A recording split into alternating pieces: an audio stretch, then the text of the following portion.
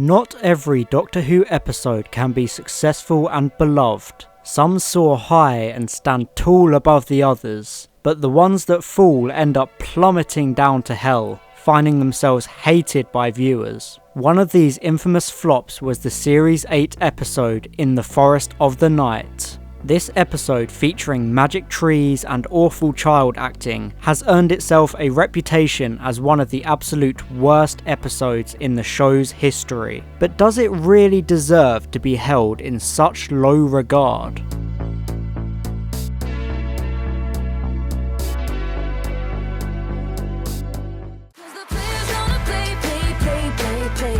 The year is 2014. It's not a great year for anyone because everyone f***ing dies. But hey, at least Germany beat Brazil 7-1 in the World Cup. 2014 was a big year for Doctor Who, coming off of the widespread and successful 50th anniversary celebrations. The immensely talented national treasure known as Peter Capaldi, and I will tear your f***ing skin off. I will wear it to your mother's birthday party, and I will rub your nuts up and down her leg whilst whistling Bohemian f***ing Rhapsody, right? had just taken over the lead role from Matt Smith, and the show immediately lost a bunch of viewers because the Doctor was now a wrinkly old man. Series 8 was a different style of Doctor Who right from the get-go, acting as a series-long character investigation of the Doctor. There were highs and there were lows, but arguably the lowest point of the series was episode 10, In the Forest of the Night. In the Forest of the Night tells the story of a planet-wide forest springing up overnight. Clara Oswald and Danny Pink walk around the woods with some annoying school kids, and the Doctor tells a little girl not to take her schizophrenia medication. In the end, it turns out the trees were magical and appear every now and then to protect the Earth from the sun when it's having a bit of a tantrum. Upon release, this episode was panned by the majority of both casual and hardcore fans. After all, it did come right after Flatline, one of the most popular episodes of Series 8. When you simplify it like I just did, it sounds terrible, right? Well, it's actually a decent Doctor Who episode, honestly. It's hard to know where to start with this episode, so I'll start by saying something that most people can agree on. Visually, this episode is pretty damn good. It is seriously impressive to see the concrete dredge known as London completely overwhelmed by beautiful green trees. It's such an interesting contrast, and it looks amazing, no matter what you think of the actual episode. The concept of London being reclaimed by nature is one of the strongest parts of the episode. Cities being reclaimed by nature have been used in some of the best post-apocalyptic stories, from the big screen to video games like Fallout and The Last of Us. There's something visceral about it. It sparks a sense of existential dread because it reminds us that our entire species' existence is a drop in the ocean in terms of our planet. Nature has existed long before us, and it'll exist long after us. This is stated in the episode itself. We were here before you, and will be here after you. And that's probably the biggest theme in the episode. It's by no means some deep, high IQ episode that has some grand, deeper meaning. It's simple because it's about the characters inside of it. In the Forest of the Night furthers a lot of character progression from Series 8. It deals with the relationships between the Doctor, Clara and Danny, alongside also showing Clara's change in character and the growing toxicity of her relationship with the Doctor. The episode continues the running theme of whether the 12th Doctor is a good man. At first, he's quick to see the trees as some kind of threat to Earth, but when he works out the truth, he completely changes demeanour. There's a fantastic scene where Clara tries to send him away and let humanity die, but he replies by quoting Clara herself from Kill the Moon, just a few episodes earlier in the series. You walk our Earth, Doctor, you breathe our air. You make us your friend, then that is your moon too, and you can damn well help us when we need it. This is my world too. I walk your earth, I breathe your air. This shows how the Doctor has learned from that argument and grown as a character, accepting that he's not always right. He's not always the absolute standard of morality, like he'd acted as for pretty much every other incarnation. Or you think you need to save the world when it's already saving itself? I did admit that I was wrong. It's part of Moffat's morally grey storytelling I spoke about in my Series 7B video. In the Forest of the Night doesn't take grand strides in furthering the Am I a Good Man story arc, but it keeps adding to it like every other Series 8 episode had been doing before it. Another thing that In the Forest of the Night furthers is Clara's slow journey to becoming like the Doctor. Don't worry. It's a thing he does. He pretends he's not interested and then he has an idea. At multiple points in the episode, we see her prioritise the mystery of the forest over the children she's supposed to be looking after. Danny rightfully calls her out on this because she gets completely absorbed in the mystery and trying to get to the bottom of it, even though she should be focusing on getting the children home. No, the question is, how are we going to get these kids home? Oh, absolutely, yeah, that is the question. Danny serves as the opposite of this. Even though he finds the forest intriguing, he is firmly focused on the children above all else. Danny Pink gets a bad rap. He's a solid character who just suffered from a lack of concrete direction. However, in this episode he is given some strong character development. We find out just how loyal he is because he puts the children above all else, refusing to fall into the same trap Clara finds herself in. I think the Doctor notices this loyalty from Danny, and that's why the Doctor starts to see him in a more positive light, respecting him more. The Doctor finally understands what Clara sees in Danny and starts to accept it a bit more than he had done previously. I can save you and Danny. Danny Pink will never leave those kids so long as he is breathing.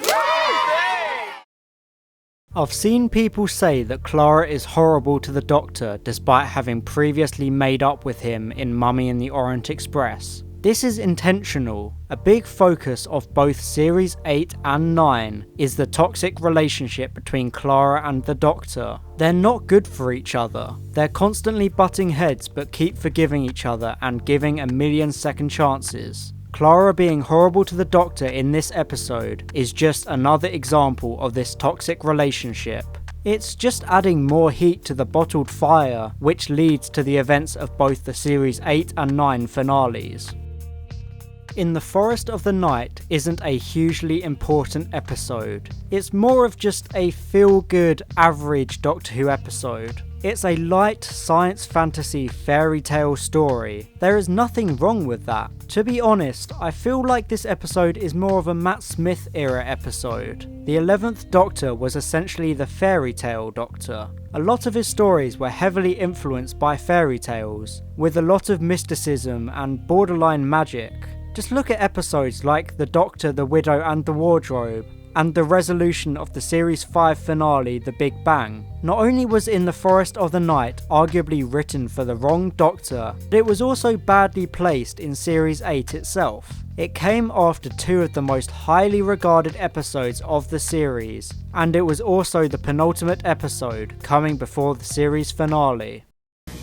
The biggest and most understandable complaint about In the Forest of the Night is the child actors. Now, really good child actors can be hard to come by, which is part of why Stranger Things has found so much success. But the child actors in this episode are abysmally, unforgivably bad. There is one specific line that is just gold. This is stressing me now. When I get stressed, I forget my anger management. Is this kid trying to pay tribute to Birdemic or something?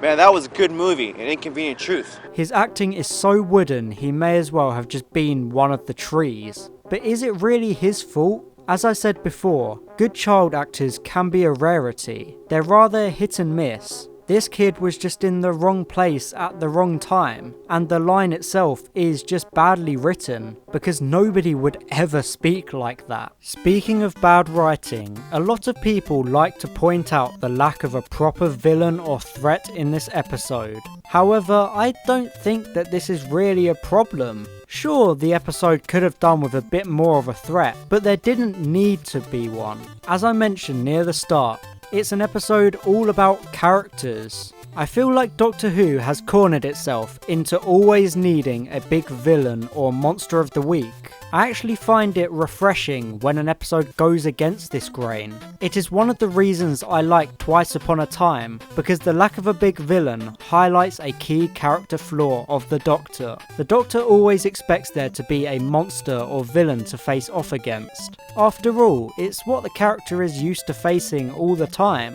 The lack of a villain highlights the inherent paranoia of the Doctor and shows us that they are not always right in their assessment of the situation. This all ties back to the morally grey storytelling of the late Moffat era, because these stories all tend to show up during Capaldi's run.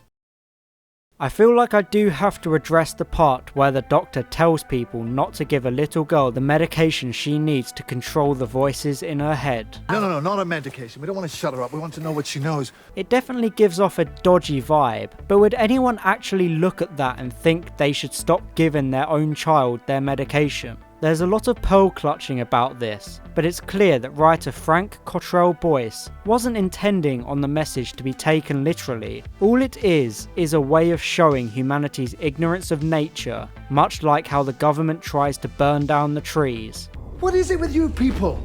You hear voices, you want to shut them up. The trees come to save you. You want to chop them down. The medication stuff is just an allegory, a metaphor. It hints towards some kind of spiritualism, much like the William Blake poems that inspired the episode. The episode is somewhat based on the William Blake poem The Tiger, which features the very name of the episode. I've seen a few people say that being familiar with Blake's poems actually improves in The Forest of the Night. I can't say whether this is actually the case or not, because I have no idea where to start with poems. They just go right over my head. But from what I've seen, a lot of Blake's style can be seen in this episode, with its spiritualism and human redemption through self-sacrifice and forgiveness. I don't know. If you're interested in this, look into it and see what you think.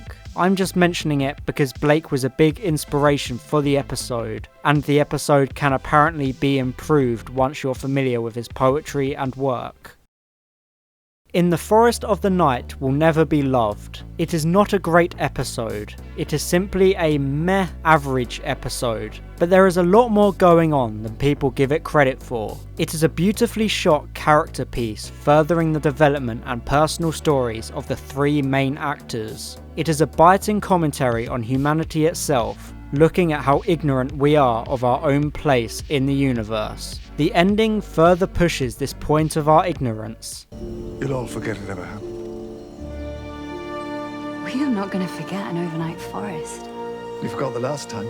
A lot of people roll their eyes at the everyone will forget ending, but it makes sense. Even if there aren't some in-universe magic spores that make people forget, in this day and age, people forget things all the time. Since we have such instant access to worldwide events, things seem to happen faster. Our attention spans are so much shorter. I mean, do you remember that the northern white rhino went extinct in March 2018? Probably not. If you remembered how things felt, you'd have stopped having wars. In The Forest of the Night tried to experiment a bit with tradition, removing the element of a villain and replacing it with an in-depth look at all the moving parts of the main Series 8 arc. Was it written for the right Doctor? Probably not, but its biggest crime was simply its unfortunate placement. It had the impossible task of following up Mummy on the Orient Express and Flatline. There was no way it could succeed placed where it was, so it simply appears worse than it really is, much like Sleep No More in the following series. It's a bit ridiculous to say that it is one of the worst episodes of Doctor Who ever. I mean, have you even seen The Web Planet or The Gunfighters? There's a lot worse out there. Trust me, I've suffered through it all.